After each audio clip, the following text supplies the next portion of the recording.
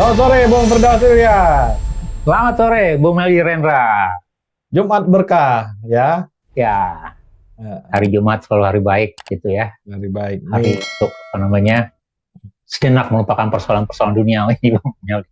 Tapi kalau ya politik itu juga bisa untuk akhirat juga kan, kalau kita bicara Iya, calon-calon pemimpin yang baik kan. ya.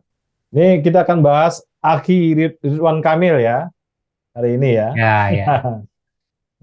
Nah, Ridwan Kamil nih terlalu kuat pencitraannya ya. Jadi kalau kita lihat ini antara value dengan pencitraan overvalued gitu ya. Nah, kita harus bahas Betul, dari betul. value-value yang pernah ya, dari catatan-catatan kita selama dia menjadi wali kota, jadi gubernur ya, atau menjadi seorang arsitek nih, apa catatan penting dari Ridwan Kamil untuk sebagai cawapres, Bung Firdaus?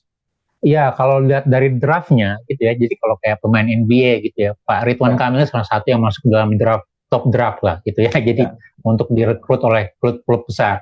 Jadi kalau terutama sebelum dia bergabung dengan partai politik dengan Golkar ya.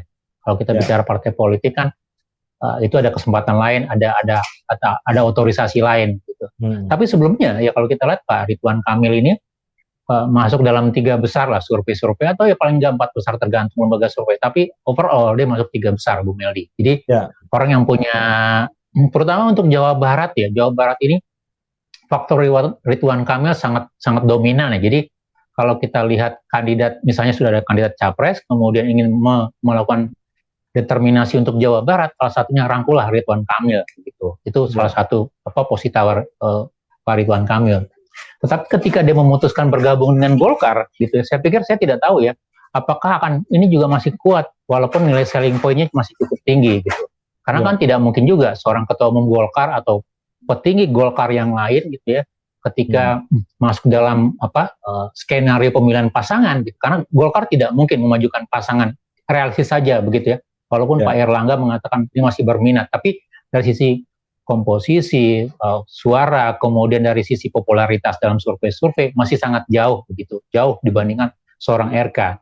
Tapi bisakah seorang RK dimajukan oleh menjadi wakil dari Partai Golkar sebagai cawapres? Bisa saja gitu ya.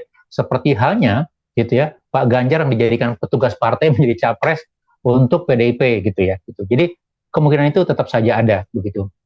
Nah, ya, kalau kita lihat RK Ridwan Kamil gitu, ada beberapa track recordnya cukup panjang sebagai teknokrat ya, dari mulai wali kota Bandung, kemudian masuk ya 2013, kemudian 2018 maju menjadi gubernur Jawa Barat. Begitu. Bahkan sebelumnya dia terkenal sebagai seorang arsitek gitu ya, alumni ITB lupa. Jadi saya pikir dari sisi apa ya, rekam jejak secara personal ya dia punya beberapa pengalaman, punya kelebihan-kelebihan gitu ya. Tapi apakah itu cukup Bung Meldi ketika hmm. maju menjadi seorang bakal calon cawapres gitu ya? Atau kalau kita lihat Ridwan Kamil ini melakukan investasi aja dulu gitu ya, mengumpulkan bakat, mengumpulkan resource di Partai Golkar, kemudian masuk lagi 5 tahun berikutnya misalnya. Begitu Bung Meldi. Ya, ada catatan-catatan serius dari Bung Ridwan Kamil nih ya. Jadi eh, pengelompokan atau partner-partner politik ini selalu berubah, Bung Firdaus. Walaupun yang lain juga selalu berubah ya. Ini Iya, partnernya di waktu wali kota ada PKS di situ, dia waktu jadi gubernur berubah jadi Nasdem dan kawan-kawan. Dan di posisi sekarang dia juga berubah gitu ya. Apakah ini merupakan sebuah sebuah gaya baru politik Indonesia? Saya kira oke-oke aja, nggak ada masalah selama rakyat memilih dia sebagai figur individual, Bung Firdaus. ya, jadi istilahnya apa ya? Tidak ada yang kekal dalam dunia politik selama itu untuk bisa memuluskan tujuan atau cita-cita politik. Kenapa? Tidak ada salahnya orang berganti partai, berubah warna, berganti koalisi dan segala macam. Walaupun sekali lagi untuk pendidikan politik kita tidak baik ya. Jadi saya termasuk orang yang tidak terlalu suka orang lompat-lompat partai gitu ya, kemudian gonta-ganti haluan gitu ya, hanya untuk mendapatkan kursi tertentu. Walaupun sekali lagi itu sah-sah saja, itu Ya, strategi politik. Karena politik adalah seni untuk mendapatkan atau berkuasa atau mendapatkan tujuan tertentu gitu. Nah, kalau kita lihat Ridwan Kamil dari track recordnya Bung Meldi ya, terakhir kalau kita lihat ya saya hanya ingat ya, walaupun sekali lagi ya berasal dari alma-mater yang sama gitu. Pak Ridwan Kamil ini kuat di media sosial gitu ya. Ya, Jadi pencitraannya sangat kuat gitu ya. Kemudian ketika dia menjadi wali kota Bandung, yang muncul itu ya cita-cita atau kerja-kerja seorang arsitek gitu, membangun taman, membangun icon city, membangun ya, apa namanya sesuatu ya ornamen atau milestone lah begitu ya, template-template tanda kutip ya kalau istilahnya, yang itu bisa dikenang orang gitu. Ada taman macam-macam, taman baca, taman gitar, taman bermain dan segala macam. Itu salah satu peninggalan Pak Ridwan Kamil di kota Bandung paling tidak. Dan posisi ini atau gaya ini masih terbawa ketika masuk menjadi gubernur Jawa Barat ya. Saya lihat ada beberapa aspek-aspek ikonik yang dibangun, beberapa masjid besar begitu ya. Kemudian ya, juga beberapa hal-hal yang lain gitu. Walaupun kalau kita lihat dalam konteks yang lebih mendasar misalnya, contoh ya, kita ambil dalam sisi misalnya membangun budaya integritas. Secara normatif Pak Ridwan Kamil mendukung budaya anti korupsi, budaya integritas, begitu ya, gitu. Walaupun kalau kita lihat dalam performa kelembagaannya, terutama misalnya di Jawa Barat ya, di provinsi Jawa Barat walaupun sekarang sudah semakin lebih baik begitu ya. Tapi kalau kita bicara kualitasnya, Jawa Barat masih tertinggal dibandingkan Jakarta atau misalnya Jawa Timur tanda kutip ya. Gitu. Bahkan kalau kita lihat ya dalam survei integritas yang dilakukan oleh KPK misalnya untuk provinsi, Jawa Barat kalau dibandingkan daerah-daerah provinsi Jawa yang lain, walaupun dia tidak jelek-jelek amat, tapi dia di bawah SMB untuk misalnya untuk tahun 2022 ya Bung Meldi ya, integritas ya gitu. Artinya seberapa besar peran seorang gubernur pemimpin dalam membangun integritas di dalam institusi yang dia pimpin gitu. Nah, Jawa Barat itu skornya untuk tahun 2022 itu 75,67 gitu ya. Jauh masih lebih rendah dibandingkan Yogyakarta, 78 yang paling tinggi di Pulau Jawa itu Yogyakarta, kemudian di bawah Jawa Tengah yang 78,17. Tapi dia masih di atas DKI, di atas Jawa Timur dan di atas Provinsi Banten begitu. ya. Nah, itu yang saya lihat juga apa ya? Kita belum melihat secara eksplisit, secara greget gitu untuk mengatakan, oh iya, dalam sisi integritas atau anti korupsi Pak Ridwan Kamil itu memang apa ya? Eager-nya kuat begitu. Jadi kalau saya lihat dalam pengelolaan APBD transparansi, APBD relatif masih so-so lah, tanda kutip gitu. Walaupun kalau kita bandingkan dengan luar Pulau Jawa, ya Jawa Barat relatif lebih maju. Tapi kalau dibandingkan dengan misalnya DKI Jakarta, begitu ya, kualitas segala macam, saya rajin mengulik data-data APBD, melihat aksesibilitas dan segala macam. Jawa Barat masih agak sedikit tertinggal dibandingkan dua daerah yang tadi begitu. Nah kemudian yang kedua kalau kita bicara dalam konteks pelayanan publik ya, gitu ya. Walaupun sekali lagi kewenangannya terbatas begitu, tapi kalau kita lihat Jawa Barat ketika baik itu di wali kota ataupun juga artinya ya belum banyak lah gitu ya gitu. Bahkan kemarin yang menarik juga misalnya ketika kisruh dalam penerimaan siswa baru ya PDB ya, itu juga menurut saya juga menjadi satu soal begitu. Nah tapi kalau secara umum ya Pak Ridwan Kamil punya potensi besar untuk menjadi maju berikutnya gitu. Paling tidak kalau dalam bayangan saya misalnya ketika tidak masuk dalam kandidat cawapres gitu ya, Pak Ridwan Kamil punya potensi masuk sebagai salah seorang kandidat menteri gitu ya. Itu pun kalau tidak maju lagi untuk pemilu daerah, baik itu mungkin Pak Ridwan Kamil mengatakan bisa saja di Jawa Barat, bisa juga di DKI Jakarta Bung Meli. Karena 2024 itu kan dua daerah ini kan kosong gitu ya. Nah, artinya dia punya modal cukup gitu ya, punya popularisme yang cukup untuk maju untuk step berikutnya begitu. Walaupun sekali lagi ya ini juga tidak terlepas dari eskalasi di Partai Golkar yang menaungi Pak Ridwan Kamil sekarang. Begitu, Bung Meldi.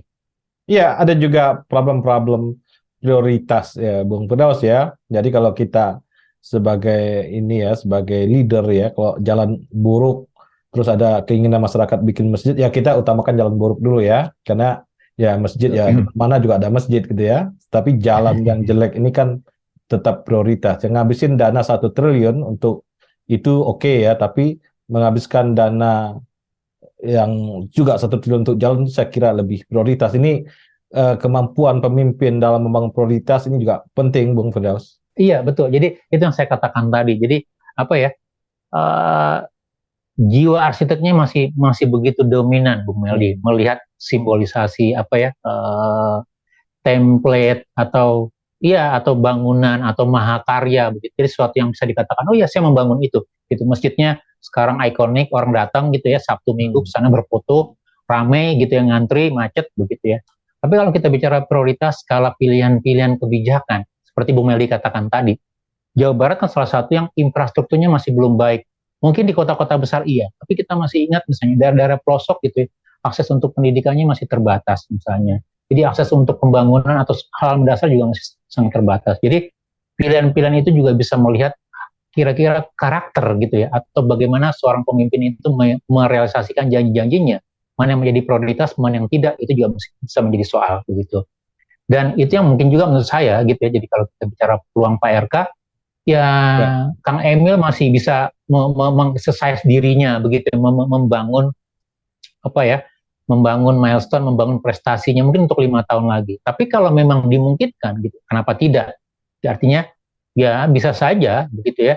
Paling tidak dalam tadi perhitungan di awal kita katakan Jawa Barat merupakan salah satu dengan populasi yang besar gitu ya di Jawa gitu ya. Artinya pemilihnya besar sekali begitu ya. Dan itu bisa menjadi ajang perebutan gitu. Tergantung nanti komposisi presidennya siapa begitu. Dan kemudian Pak Ridwan Kamil dianggap bisa sebagai penambal, penarik suara paling tidak untuk Jawa Barat atau Jawa secara umum, Bung Meldi.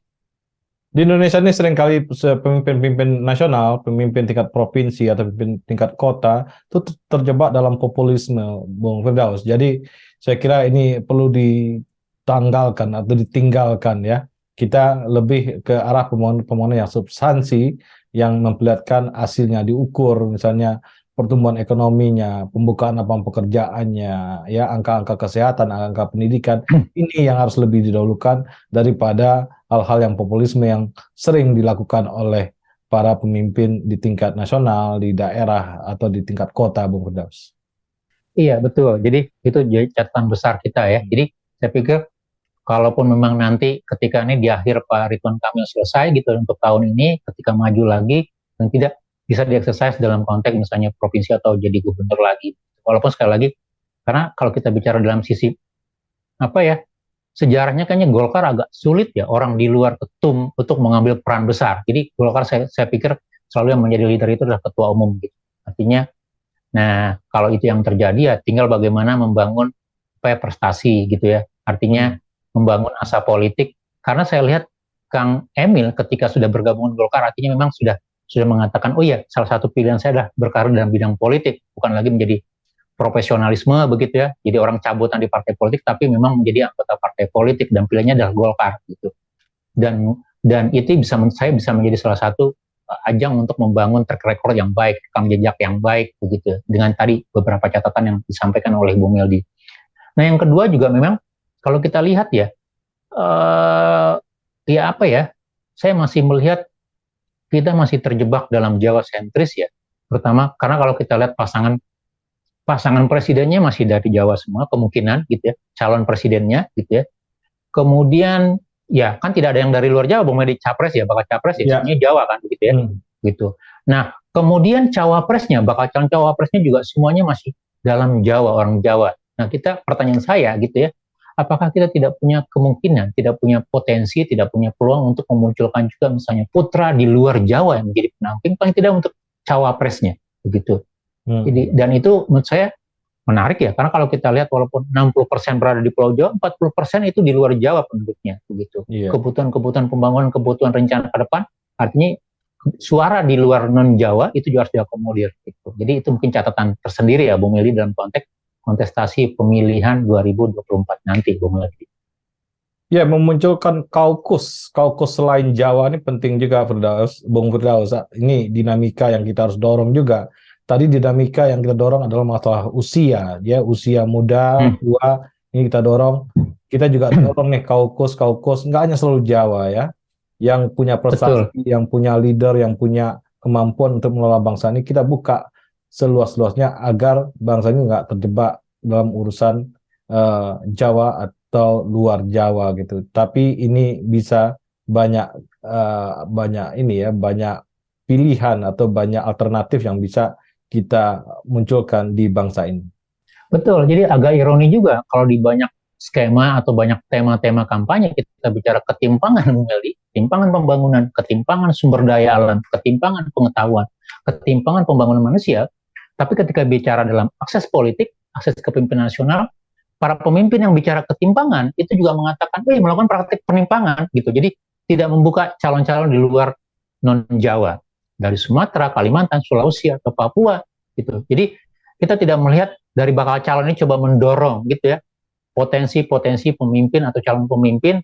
Bahkan kalau kita lihat dalam sisi apa ya, orang yang dikatakan sebagai digadang-gadang sebagai the next leader gitu, itu tidak muncul. Kan yang muncul masih dalam lingkaran Jawa. Artinya kaukus-kaukus di luar Jawa itu tidak ada. Jadi agak ironi juga. Jadi ketika orang bicara tema kampanye yang dianggap bisa menerima publik sebagai bagian dari keberpihakan publik, dia katakan bicara ketimpangan. Tapi ketika di dalam akomodasi kepemimpinan realitanya kita tidak mengakomodasi apa yang menjadi ide besar kita bicara tentang ketimpangan itu. Jadi saya pikir ini kita bisa dorong menjadi sebuah catatan gitu ya. Paling tidak kita sentilan-sentilan untuk para calon pemimpin gitu ya, bahwa mereka juga melakukan praktek ketimpangan dengan tidak mengakomodir atau tidak memberikan kesempatan yang lebih luas untuk para calon pemimpin dari luar Jawa, Bung Meldi. Terima kasih Bung Firdaus. Sama-sama, terima kasih Bung Meldi. Salam Indonesia bersih. Salam Indonesia bersih.